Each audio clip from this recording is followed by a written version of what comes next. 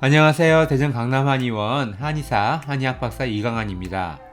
오늘은 잠잘 때 머리에서 윙 소리가 나는 뇌명증에 대해 알아보겠습니다. 머리에서 소리가 나는 병을 뇌명증이라고 하는데요.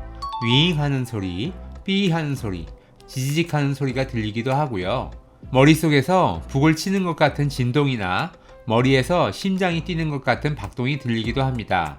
하루 중에 언제 소리가 제일 심하게 나는가는 사람마다 다른데요. 낮에 활동하실 때는 주변 소음도 있고 해서 잘 못 느끼시다가 밤에 자려고 누우시면 소리가 더 크게 느껴지는 경우가 많습니다. 이 케이스도 그런 경우였는데요. 낮에는 소리가 안 나는 것 같은데 밤에 잘 때 윙 소리가 머릿속에서 나고 자다가도 이 소리 때문에 깨는 것 같다고 하셨습니다. 증상이 생기기 시작한 것은 몇 달 정도 되셨는데요. 신경을 많이 쓰고 잤더니 고개를 잘못 돌리고 잤나 싶게 목이 뻣뻣하더니 그 다음부터 소리가 나기 시작하셨다고 합니다.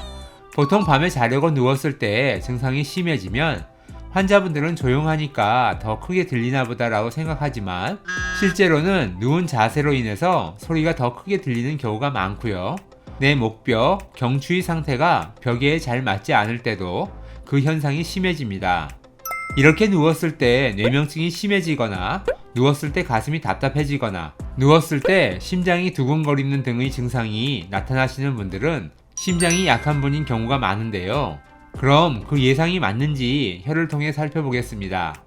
먼저 혀의 색깔이 눈에 들어오는데요. 핏기가 부족한 상태에서 열이 약간 끼어있는 색깔입니다. 또 원래 혀가 작으신 편이신데 현재 부어있는 상태이고요. 혀 갈라짐이 꽤 있으신 편인데 혀가 부어있어서 원래 상태보다는 적게 보이고 계십니다. 또 혀끝과 혀 가장자리가 부어있고 붉어져 있는 것이 보이는데요. 한의학에서 혀끝은 심장, 혀 가장자리는 간에 해당하는 부위입니다. 혀끝이 붉어져 있다는 것은 심장에 열이 있다는 뜻이고 혀 가장자리가 붉어져 있다는 것은 간에 열이 있다는 뜻인데요. 심장의 열은 불안과 걱정, 노심초사 때문에 많이 생기고요. 간의 열은 분노와 짜증, 억울함 때문에 많이 생깁니다. 그런데 이 환자분은 혀끝과 혀 가장자리 모두 붉게 변해져 있으시고요. 본인이 말씀하신 것처럼 스트레스를 많이 받으셨던 것이 뇌명증을 일으킨 원인으로 보입니다. 또 11자 백태가 눈에 띄는데요. 11자 백태나 황태가 보이면 머리 쪽으로 압력이 차 있는 경우가 많습니다. 기가 머리 위로 올라가는 상기증, 열이 머리로 올라가는 상열증 모두 그런 경우이고요. 이런 게 보이는 분들은 뇌명증뿐만 아니라 이명증, 두통, 어지러움증, 구강건조증, 안구건조증도 자주 나타납니다. 조명을 켜고 찍은 사진에서 더욱 잘 보이는데요. 백태가 혀뿌리부터 시작해서 11자 모양으로 내려오는 것을 볼 수 있습니다. 게다가 백태가 약간 노란색으로 변해서 황태가 되었는데요. 몸에 열이 좀 있으시구나 라고 알 수 있습니다. 혀의 상태가 이런 모습이라면 혈압과 혈관 상태, 수면 상태가 아주 중요한데요. 혈압약을 드시고 계시다면 혈압 관리에 더 조심하셔야 하고요. 상황에 따라 혈압이 오르락 내리락을 많이 하기 때문에 평소에 혈압이 안정적이어도 긴장을 놓쳐서는 안 됩니다.